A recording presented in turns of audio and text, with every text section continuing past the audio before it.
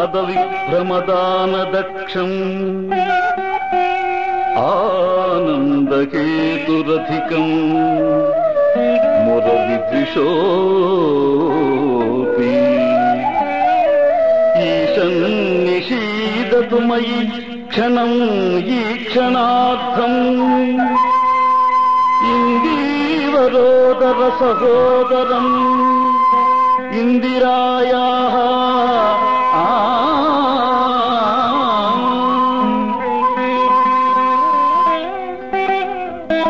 ఇందిరాదేవి వీక్షణము ఇందీవరమునకు నల్ల కలువకు కాంతిచే తోబుట్టువైనది. అది మురహరుడైన శ్రీహరికి అధికానందమునకు హేతువైనది.